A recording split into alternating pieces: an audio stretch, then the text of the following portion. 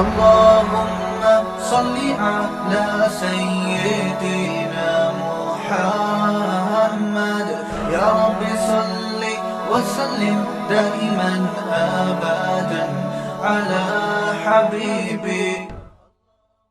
جب سے آدم علیہ السلام دنیا میں آئے تو دیکھو جو ابا جو ہوتے ہیں اللہ میاں نے جب ہمارے ابا کو پیدا کیا تو 100% نیچر پہ بنایا. 100% کس پہ بنایا؟ نیچر پہ, کیونکہ انسان کی ابتدا ہے نا, تو بالکل کیسے ہوں گے وہ؟ نیچر پہ. پھر جو قومیں آئیں وہ 100% نیچر پہ تھیں. پھر انسان جب پیغمبروں کی تعلیمات سے دور ہوا تو نیچر سے آہستہ آہستہ ہٹنا شروع ہوا. تو نماز پڑھنا یہ ہماری نیچر کا حصہ ہے. اب میں آپ کو کہتا ہوں, یہ جو میں بار بار کہتا ہوں نا, میڈیکل سائنس ایک الگ فیلڈ ہے اور مذہب ایک الگ, یقیناً ایسا ہی ہے, لیکن مذہب کو فالو کرنا اس اعتبار سے کہ آپ کی نیچر کا حصہ ہے, اور میڈیکل سائنس سب سے زیادہ فوکس کس کو کرتی ہے؟ نیچر کو. کسی بھی ڈاکٹر سے پوچھ لو, وہ کہہ رہے ہیں کہ نیچرل غذائیں کھائیں, نیچرل لائف اسٹائل ہونا چاہیے. اگر آپ نیچرل لائف اسٹائل نہیں رکھتے, جائیدادیں کھا لو, آپ کی صحت اچھی نہیں ہو سکتی. رات کو جلدی سونا یہ نیچر ہے یا نہیں ہے؟ اور صبح جلدی اٹھنا, اسلام نے جو آپ کو ایک شیڈول بنا کے دیا ہے, اس میں رات کو دیر سے سو کے صبح دیر سے اٹھنا ہے یا جلدی سو کے جلدی اٹھنا ہے؟ اس کا مطلب اسلام آپ کو فطرت سے دور کر رہا ہے یا فطرت کے قریب کر رہا ہے؟ فطرت کے قریب کر رہا ہے. تو اس لیے پتہ چلتا ہے کہ اسلام اور میڈیکل سائنس اس اعتبار سے ایک ہی چیز کے دو نام ہیں. نہیں آئی بات سمجھ میں؟ اگر آپ کو اپنی صحت کو بھی مینٹین رکھنا ہے, انسان کا بچہ بن کے زندگی گزارنی ہے, ہر لحاظ سے فٹ رہنا ہے, تو آپ کو بالآخر اسلام ہی کو فالو کرنا پڑے گا. اس کے بغیر آپ صحت مند بھی نہیں ہو سکتے. تو روزہ جو اللہ نے فرض کیا نا, نماز, یہ ہماری صرف روح کی ریکوائرمنٹ نہیں ہے, یہ ہماری باڈی کی بھی ریکوائرمنٹ ہے. سمجھتے ہو کہ نہیں سمجھتے؟ سچ بولنا یہ صرف ہماری روح کی ریکوائرمنٹ نہیں ہے, یہ ہماری باڈی کی بھی ریکوائرمنٹ ہے. اب میں آپ کو مثال دیتا ہوں. آپ کہیں گے مفتی صاحب ابھی تو آپ کہہ رہے تھے چوری کا انڈا کھاؤ یا حلال انڈا کھاؤ, پروٹین تو سیم پیدا ہوں گے, تو پھر مذہب چوری کا انڈا کھانے سے منع کیوں کر رہا ہے؟ بھائی صرف آپ کو پروٹین کی ضرورت نہیں چاہیے, مینٹلی ہیلتھ بھی چاہیے. وہ چوری کر کے وہ مینٹلی ہیلتھ آپ کو حاصل نہیں ہو سکتی, کیونکہ نیچر کے خلاف ہے حرام کھانا. آپ کی باڈی ڈسٹرب ہوگی, آپ بے سکونی میں جاؤ گے. ہو سکتا ہے آپ پروٹین کا ایک کنستر بن جاؤ, گھی کا ڈبہ بن جاؤ آپ, لیکن آپ خودکشی سے مرو گے. چوری کرنے والے کبھی بھی سکون میں نہیں ہوتے. میڈیکل سائنس کوئی فرق نہیں کرتی نکاح اور زنا میں, کہتی ایک سیم پروسیس ہے, نکاح میں بھی وہی, زنا میں بھی وہی. لیکن حقیقت یہ ہے کہ زنا کرنے والے اسٹریس اور ڈپریشن میں جاتے ہیں, نکاح کرنے والے اتنی ٹینشنیں لے کے بھی وہ ٹینشن نہیں لیتے, کیونکہ نیچر ہے. بہت مشکل ہے بھائی, رہنے دو یار. ہو سکتا ہے میڈیکل سائنس کہے کہ روزہ رکھنے سے آپ نتھرنا شروع ہو جاؤ گے, جو تھوڑے بہت آپ میں پروٹین رہ گئے وہ مارکیٹ سے کیا ہو جائیں گے, شارٹ ہو جائیں گے, کمزور ہو جاؤ گے. این ممکن ہے, میں نہیں کہتا کہ ڈاکٹر ایسا کہتے ہیں نہیں کہتے, یہ ڈاکٹروں سے پوچھے جا کے, وہ جو بھی کہتے ہیں. ہم نے تو مذہب کو فالو کرنا ہے نا, روزہ تو رکھنا ہے, وہ تو اللہ کے حکم پہ رکھنے, ڈاکٹروں کے مشورے تھوڑی رکھنے ہیں. ہو سکتا ہے وقتی کمزوری ہو سکتا ہے وقتی نقصان ہو, لیکن نتیجے کے اعتبار سے نقصان بولو نہیں. روزہ صحت کے لیے نقصان دہ ہوتا تو یہ نیچر کے خلاف ہوتا, نیچر کے موافق نہیں ہوتا. پھر قرآن کا یہ دعویٰ غلط ہو جاتا, فطرت اللہ التی فطر الناس علیہا, یہ انسان کی وہ نیچر ہے جس پہ میں نے انسان کو پیدا کیا, اسلام.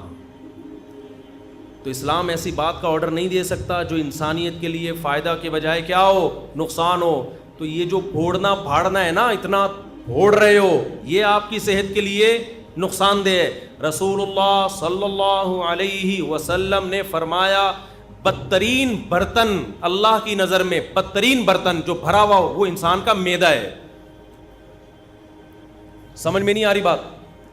اللہ کو کوئی ٹرے چاولوں سے بھری ہوئی ہو نا, فل بھری ہوئی, اللہ کو بری نہیں لگے گی. وہ کوئی دیگ اتنی بھری ہوئی ہو, اوپر تک ڈھکن ہی نہ بند ہو رہا ہو, اللہ کو بری. کوئی شاپر بریانی سے بھرا ہوا ہو, اللہ کو برا نہیں لگے گا. تون کسی کی دیگ کی طرح بھری ہوئی ہو, اللہ کو یہ عمل بہت, اب بولا نہیں جا رہا. دیکھو ابھی شادیوں کی بات کرتا فوراً 4 پہ انگلیاں اٹھا لیتے یوں کر, نہیں آ رہی نا بات. سب سے زیادہ جو برتن جو انسان کا پیٹ اور معدہ ہے نا, اللہ کو یہ بھرا ہوا برا لگتا ہے, بالکل بھی اچھا نہیں لگتا. تو زیادہ کھانا, پھوڑنا, پیٹ بھر کے کھانا, اس سے پتہ چلتا ہے یہ صحت کے لیے مفید نہیں ہے. ہوتا تو اللہ حکم دیتے جب بھی کھاؤ اتنا کھاؤ کہ تمہیں اسٹریچر پہ لوگ اٹھا کے گھر لے کے جائیں. ایک بدعتی مولانا صاحب تھے, ان کا جب انتقال ہو گیا نا تو کسی گھر میں تیجے کی دعوت تھی. تیجا 40واں ہوتا ہے نا مردوں کے کھانے, پتہ نہیں کیسے حلق میں کیسے اترتے ہیں مردوں کے کھانے لوگوں. میت کے کھانے عجیب سے ہی ہوتے ہیں یار, کھاتے کیسے ہیں لوگ. تو تیجے کا کھانا تھا کسی کے ہاں, تو بچوں کی ماں نے بولا کہ بیٹا آج تم بریانی کھانے جا رہے ہو, کل شریف کی بریانی ہے, سویم کی بریانی ہے. دیکھو اپنے باپ کی روح کو تکلیف نہ پہنچانا, ایسے کھانا جیسے تمہارا باپ کھایا کرتا تھا. تمیز سے کھانا, پھوڑ پھاڑ کے آنا, تاکہ تمہارے باپ کی روح کو قبر میں کیا ملے, سکون ملے. بچے گئے, کھانا شروع کیا, بہت کھایا, کھائے جا رہے ہیں. ماں کی نصیحت یاد آ رہی ہے, کوئی کھانچا خالی نہیں ہونا چاہیے. اتنا کھا لیا کہ اب چلا نہیں جا رہا. مدت ذلہ العالیہ, جو سامنے آیا کھا لیا. دامت برکاتہم العالیہ, جو ملا کھا لیا. کھا کے جب یہاں تک اب چلا ہی نہیں جا رہا, تو ان کا خیال ہوا اب 2 بندے نا ان کو سہارے پہ لے کر آ رہے ہیں, پاؤں کھسٹ رہے ہیں زمین. ان کا خیال ہوا ماں کی طرف سے آج شاباش ملے گی. جب گھر میں گئے ماں نے ایک تھپڑ لگایا, بغیر تو تمہارا باپ اسٹریچر پہ لوگ اس کو اٹھا کے لاتے تھے اور تم چل کے آ رہے ہو, تم نے باپ کی روح کو تکلیف پہنچائی. یہ تو ایک چٹکلا ہے, لیکن آپ شادیوں میں کھانے کا حساب کتاب دیکھو, بہت افسوس ہوتا ہے. میں آپ لوگ کے علاوہ کی بات کر رہا ہوں, آپ کو تانے نہیں دے رہا.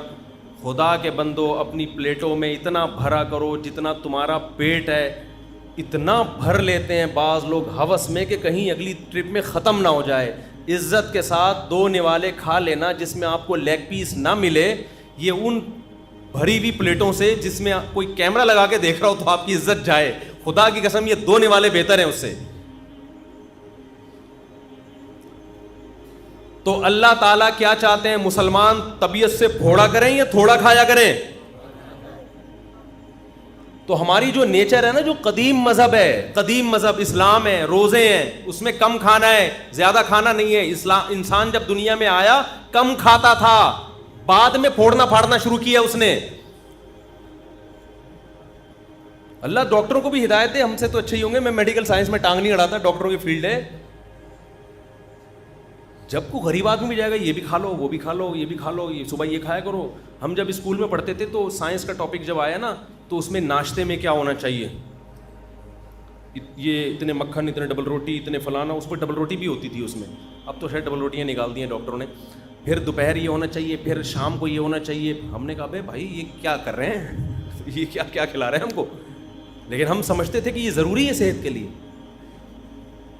ہمیں قرآن میں حدیث میں 2 ٹائم کے کھانے کا تذکرہ ملتا ہے.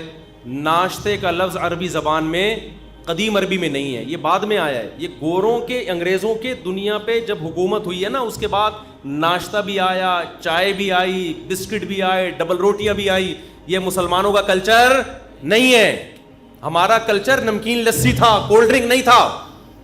ہمارا کلچر روٹی تھی, اور وہ بھی بغیر چھنے آٹے کی روٹی, چکی کے آٹے کی روٹی. باپ دادا سے پوچھ لو اپنے, ڈبل روٹیاں ہمارا کلچر نہیں تھا. یہ گوروں کے آنے کے بعد ہم, کیونکہ وہ تو ہم تو اسلام کو فالو کرتے تھے نا, ہمارے باپ دادے. ہمارے حضرت فرمایا کرتے تھے, ہم ناشتہ جانتے نہیں تھے ہوتا کیا ہے. ہمیں تو بعد میں جب انگریز آیا ہے نا, ہمارے باپ دادے بتایا کرتے تھے. وہ اس وقت بھی ہمارے حضرت کے دور تک ناشتہ کا رواج نہیں تھا. اب صبح اٹھ کے کہتے ہیں کھانا بہت ضروری ہے, خالی پیٹ نہیں رہنا چاہیے. کچھ بھی نہیں ہوتا میرے بھائی خالی پیٹ سے. بھوک سے لوگ نہیں مرتے, بہت کم ریشو ہے بھوک سے مرنے والوں کا. جتنے لوگ مر رہے ہیں نا, کھا کے مرے ہیں, سارے کھا کے مرے ہیں. شوگر بھوکا رہنے سے ہوتی ہے, کھانا کھانے سے ہوتی ہے.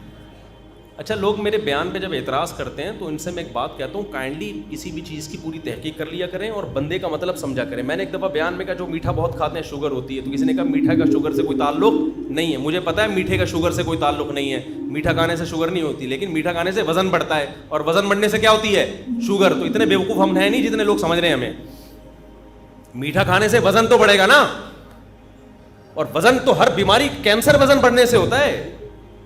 تو اتنے بیوقوف ہم ہیں نہیں, تبصرہ کرنے سے پہلے تھوڑا سا سوچ لیا کرو. ویٹ بڑھنا ہے, ویٹ تو ویٹ کھانا کھانے سے بڑھتا ہے یا کھانا چھوڑنے سے بڑھتا ہے؟ کھانے سے بڑھتا ہے, کھانے سے بڑھتا ہے. اوپر جتنے جائیں گے نوالے اتنا ویٹ بڑھے. تو اس لیے میں جو اصل بات, یہ میرا آخری بیان ہے نا آج کرنے, پھر میرا سفر ہے, پھر میں رمضان میں آؤں گا, یعنی بیچ میں آؤں گا رمضان کی. سنو میری بات, آخری بات بالکل سچی مچی کی آخری. دیکھو یہ جو رمضان ہے نا, اللہ نے آپ کو موقع دیا ہے روحانی طاقت کے لیے بھی اور جسمانی طاقت کے لیے بھی. اس رمضان میں روحانی کام بھی کرو, گناہ چھوڑو. کیا کرنا ہے؟ تمام کبیرہ گناہوں کی لسٹ بنا لو. یہ کرتا ہوں, فحش فلمیں آج کل بہت نوجوانوں میں رائج ہو گئی ہیں, اس کو گناہ سمجھنا چھوڑ دیا ہے. یہ گناہ, ماں باپ کے ساتھ بد کلامی, بہنوں کی وراثت نہیں دے رہا, جھوٹ بولنا, سارے گناہوں کی. ہمارے استاذ کہا کرتے تھے گناہوں کو نا ڈائری میں لکھو, لسٹ بناؤ کہ میری زندگی کا عزم ہے کہ ان گناہوں کو میں نے اپنی زندگی سے نکالنا, اس کے لیے پلاننگ کرو. تو رمضان سے بہترین پلاننگ کا ٹائم آپ کے پاس کوئی بھی نہیں ہے. سمجھتے ہو؟ تمام گناہوں کو اپنی زندگی سے نکالنا ہے. عزم کرو اس رمضان میں 5 ٹائم تکبیر اولیٰ کے ساتھ ہم نے نماز پڑھنی ہے. یہ عزم کرو, عزم کرو. رمضان میں 20 رکعت تراویح پڑھنی ہے. دیکھو اسلاف کے دور میں 20 رکعت تراویح تھی. 8 رکعت تراویح ہمیں کسی صحابی تابعی سے نہیں ملتا. اگر حضرت عمر نے جو 8 رکعت والی روایت صحیح ہوتی نا, حضرت عمر سے 8 رکعت بھی منقول ہے, وہ روایت صحیح نہیں ہے. اگر وہ روایت صحیح ہوتی تو پوری روئے زمین پر کہیں تو 8 رکعت ہو رہی ہوتی. اس وقت کہیں بھی نہیں ہوتی, کہیں بھی نہیں تھی. حرمین میں 1400 سال ایک رمضان بھی ایسا نہیں آیا جس میں 20 رکعت سے 1 رکعت بھی کم تراویح ہوئی ہو. ہاں اب جا کے وہ 10 کر دیے کووڈ کی وجہ سے. وہ اب اگر کر بھی دیے تو ہمیں اس سے کوئی فرق نہیں پڑتا. 1400 سال تک کیا ہو رہا تھا؟ لوگ کہتے ہیں حرم میں رفع الیدین بھی تو ہوتا ہے. حرم میں رفع الیدین ہوتا بھی رہا ہے اور ترک رفع الیدین بھی ہوتا رہا ہے. جب احناف کی حکومت تھی, صدیوں حنفیوں نے حکومت کی ہے حرمین پر. اس وقت جو حنفی امام تھا بغیر رفع الیدین کے نماز پڑھاتا تھا, لیکن اگر کوئی رفع الیدین کے ساتھ پڑھاتا تو اس پہ بھی اعتراض نہیں تھا, کیونکہ صحابہ میں آپ کو رفع الیدین والے بھی ملیں گے اور رفع الیدین نہ کرنے والے بھی ملیں گے. تو ہماری نظر میں اس سے کوئی فرق نہیں پڑتا. لیکن تراویح کا جہاں تک مسئلہ ہے, 1 سال بھی حرمین میں صدیوں تک ایسا نہیں آیا کہ مسجد نبوی یا مسجد حرام میں 20 رکعت سے کم تراویح ہوئی ہو. اب جا کے سعودی حکومت نے اگر چینج کیا ہے کورونا کی وجہ سے یا کسی بھی وجہ سے, تو وہ چینجنگ سعودی حکومت کا اپنا ہیڈک ہے, وہ پوری امت پہ مسلط نہیں کیا جا سکتا. کہ 1400 سال سے, یعنی لوگ کہتے ہیں نا حرمین میں رفع الیدین, اور وہ بھائی 1400 سال سے ایک کام حرمین میں کیسے غلط ہو سکتا ہے؟ رفع الیدین تو حرمین میں ہوا اور نہیں بھی ہوا, دونوں نمازیں چلتی رہی ہیں, لہذا دونوں ٹھیک ہیں. لیکن تراویح کبھی بھی 20 رکعت سے کم نہیں ہوئی ہے. تو اللہ, اگر یہ نماز بدعت ہوتی, یہ غیر سنت ہوتی تو کیسے ہو؟ اور پھر تہجد کی نماز کو تراویحوں سے ملانا, میرا اس پہ آڈیو بیان ہے پورا دلیل کے ساتھ, وہ آپ سن سکتے ہیں. ابھی میں اس ٹاپک کو نہیں چھیڑتا. آپ نے عزم کرنا ہے کہ ہم نے تراویح کی نماز پابندی سے بولو پڑھنی ہے. تو عزم کرتے ہیں کہ نہیں؟ اس کی بڑی روحانی برکتیں ہوں گی. اور رمضان میں رات کے آخری حصے میں نا, سحری میں تو اٹھتے ہی ہیں سب لوگ, تھوڑی دیر پہلے دعا کا اہتمام کر لو. سب سے زیادہ دعاؤں کی قبولیت کا وقت رات کا آخری حصہ ہے. رات کو اٹھ کے آپ نے اللہ سے دعائیں مانگنی ہے. اپنی حاجات بھی مانگیں, کسی کا رشتہ اٹکا ہوا ہے وہ بھی مانگ سکتا ہے, کوئی پرابلم نہیں ہے. لیکن زیادہ فوکس آپ نے کرنا ہے ہدایت کو, کہ اللہ میں نے جو گناہوں کی لسٹ بنائی ہے نا, میری زندگی کو کیسا کر دے, چینج کر. داڑھی کی توفیق دے دے مجھے, مجھ سے سود چھڑوا دے, مجھ سے یہ برائیاں, میں فحش فلمیں دیکھتا ہوں, اے اللہ یہ عادت مجھ سے, اگر کوئی دیکھتا ہے یہ عادت مجھ سے چھڑوا دے. تو یہ کیا کرنا ہے آپ نے؟ یہ راتوں کو دعا مانگنا ہے. یہ ہوگی روحانی طاقت کے لیے, کیونکہ یہ آپ کو انسان اور گدھے میں فرق کرنے کے لیے, ٹھیک ہے نا. دوسرا کام آپ نے جسمانی طاقت کا بھی کرنا ہے. نبی صلی اللہ علیہ وسلم نے فرمایا المؤمن القوی احب الی اللہ من المؤمن الضعیف, طاقتور مومن اللہ کو کمزور مومن سے زیادہ محبوب. تو رمضان آپ کو طاقت بنانے کا ایک بہترین موقع, کیونکہ ہماری صحتیں برباد ہوتی ہیں پھوڑنے اور پھاڑنے سے. پھوڑنے کا مطلب کھا لیا, اور پھاڑنے کا مطلب 6 گلاس لسی کے اس کے اوپر. تو آپ نے کھانے پہ کنٹرول کرنا ہے رمضان میں. اللہ تعالیٰ آپ کو عادت ڈال دیتے ہیں کہ صبح سے لے کے شام تک آپ بھوکے رہتے ہیں. عام دنوں میں یہ پاسبل نہیں ہوتا, بھوکے رہنے کی عادت پڑ جاتی ہے. تو اس عادت کو مینٹین کریں, بھوکے رہنے سے کوئی نقصان نہیں. اچھا یہ ذہن میں رکھو, بہت سے لوگ کہتے ہیں رمضان میں ہمیں کمزوری ہو رہی ہے. کمزوری نہیں ہوتی, چونکہ ہمیں میٹھا کھانے کی عادت پڑ چکی ہوتی ہے. گلوکوز لیول سے, گلوکوز ہر وقت باڈی میں بھرا رہتا ہے, تو میٹھا بھی ایک نشے کی طرح ہے. جب وہ نہیں ملتا تو انسان کو پریشانی ہوتی ہے, اس پریشانی کو وہ ویکنیس سمجھتا ہے. جن کو میٹھے پھوڑنے کی عادت ہے نا, روزانہ 6 لڈو کھاتے ہیں, ان کو جس دن 5 لڈو ملے نا, ان کو کمزوری محسوس ہوگی. مجھے لڈو کھانے کی عادت نہیں ہے, مجھے لڈو نہ ملے مجھے کوئی کمزوری نہیں ہوتی. تو میٹھے کی عادت پڑتی ہے, تو جب وہ میٹھا نہیں ملتا تو کمزوری محسوس ہوتی ہے. وہ کمزوری نہیں ہوتی, وہ کمزوری کے نام پہ دھوکہ ہوتا ہے. اس کا حل یہ کہ چھوڑ دو تو یہ ٹھیک ہو جاؤ گے. نہیں یاری بات میرا خیال ہے. تو آپ نے کیا کرنا ہے بھائی, صبح سحری میں پھوڑو نہیں, تمیز سے کوئی تمیز کی چیزیں کھا لو, اور افطاری میں بھی تمیز سے تمیز کی چیزیں کھا لو. وہ میں تمیز کی چیزیں بتا نہیں رہا آپ کو کیا ہے, وہ ڈاکٹروں سے پوچھ لو, حکیموں سے پوچھ لو, وہ میں نہیں بتاؤں گا کیونکہ میرا شعبہ نہیں ہے. ہو سکتا ہے پکوڑے والوں کا بزنس بند ہو جائے, سموسے والوں کا بیچاروں کا, کہہ رہے ہیں رمضان میں تو ایک ہمارا بزنس چل رہا تھا, ہمارے کیوں بزنس پہ لات مار رہے ہو. تو آپ 2-3 چیزوں پہ تھوڑا کنٹرول کر لیں, ایک آئل اور ایک چینی. سمجھتے ہو, کوکنگ آئل کو چھوڑ دو, نکال دو اپنے سے. یہ کوکنگ آئل جو بازار کی چیزیں جو بھی آ رہی ہیں نا, یہ خوب سمجھ لو یہ بزنس ہے, اس کا آپ کی صحت سے کوئی تعلق نہیں. کل میں نے دیسی گھی اپنے گھر میں خود نکالا, میں نکالتا رہتا ہوں, حالانکہ مجھے گفٹ میں بھی لوگ دے جاتے ہیں دیسی گھی, پھر بھی میں گھر میں اپنے ہاتھوں سے نکالتا ہوں. میری گائے ہے, میری بکری ہے, اسی کا بکری کا گھی بھی نکالا اور گائے کا گھی بھی نکالا. کل میں نے اس کا ولاگ بنا کے سوچ رہا ہوں چینل پہ ڈال دوں, بنا لیا, سوچ رہا ہوں چینل پہ ڈال دوں. اور اس میں بتا رہا ہوں کہ میں گھی نکالنے کے طریقے نہیں بتا رہا, یہ نیٹ پہ آپ کو بہت اچھے مل جائیں گے. میں صرف یہ بتا رہا ہوں کہ آپ گھر میں جب فارغ ہو نا, تو ان ایکٹیویٹیز میں اپنے آپ کو کھپائیں. PUBG سے آپ کی جان چھوٹ جائے. ایک واشنگ مشین لے لیں, 10-15 ہزار کی پلاسٹک کی آتی ہے. جلدی جلدی بتا دوں, دودھ بوائل کیا آپ نے, ملائی نکال کے جمع کرتے رہیں, گھر والوں سے کہیں, وہ جب فریزر میں اوپر جمع ہو جائے گی تو پھر ایک دن نکال کے اس کو واشنگ مشین میں الٹا کر کے ڈال دیں, اور آپ اللہ بھلا کریں, نیٹ پہ سارے طریقے آپ کو مل جائیں گے. اور پھر آپ نے جلدی سے اس میں ٹھنڈا پانی ڈالا اور واشنگ مشین کو ڈرون کر کے گھما دیا, اوپر مکھن آ جائے گا, مکھن نکال کے گرم کیا, گھی. پہلے زمانے میں یوں کر کے نکالتے تھے, اس میں اپنا گھی زیادہ نکلتا تھا, گائے کا گھی کم نکلتا تھا. اب یہ سہولت سائنسی ترقی سے ہو گئی ہے کہ واشنگ مشین پلاسٹک کی لے لیں یا کوئی بھی اسٹیل کی, ڈرون گھمایا, نکال لیں. جب تک دکانوں سے اور بازاری چیزوں سے اپنی جان نہیں چھڑاؤ گے, صحت گئی تیل لینے, ٹھیک ہے نا. اور اب تو ڈاکٹر بھی کہہ رہے ہیں دیسی گھی کھاؤ بھائی, ڈاکٹر بھی کہہ رہے ہیں کہ یار یہ آرگینک چیزوں پہ آ جاؤ. تو یہ کام کریں گے, ذہن بھی خوش رہتا ہے انسان کا اس سے, اور فضول ایکٹیویٹیز سے بھی بچا رہتا ہے آدمی. تو اب تو ڈاکٹر بھی کہہ رہے ہیں کہ گائے گھر پال کے دودھ پی لو تو ٹھیک ہے, بازار کے بھینس کا کوئی بھروسہ, ٹیکے لگا کے پتہ نہیں کیا نکل, خیر ڈبوں سے پھر بھی بہتر ہے. تو آپ رمضان میں نا میٹھا کم کر کے اپنی صحت کو بہت اچھا بولو کر دیں. بازاری چیزیں کیا کر دو, چھوڑ دو. شربت پینا ہے تو شہد اور لیمن ڈال کے پی لیا کرو. میں بھی چینی پی لیتا ہوں, اتنا نیک میں بھی نہیں ہوں جتنا ممبر پہ لگ رہا ہوں آپ کو, لیکن کوشش تو کر سکتا ہے نا انسان, باتیں تو اچھی کرے نا آدمی. تو اس رمضان میں نا تھوڑا سا خوراک پہ کیا کر لو, کنٹرول کر لو, اچھی چیزیں کھا لو. اور جو غریب آدمی جو بیچارہ نہیں کھا سکتا, تو غریبوں کی صحت ویسے ہی ٹھیک رہتی ہے. یہ سارے مسئلے مالداروں کے ساتھ ہیں, جن کے پاس پیزا اور برگر کھانے کے بہت زیادہ پیسے ہوتے ہیں. غریب آدمی کو تو جو ملا کھا لیا, اور اس کی باڈی کو ٹھا کر کے لگتا بھی ہے کہ ملتا کم ہے نا بیچارے کو. وہ اگر 2 لڈو کھا بھی لے گا نا, تو سارا دن میں 2 لڈو کچھ نہیں کریں گے, وہ طاقت ہی دیں گے اس کو.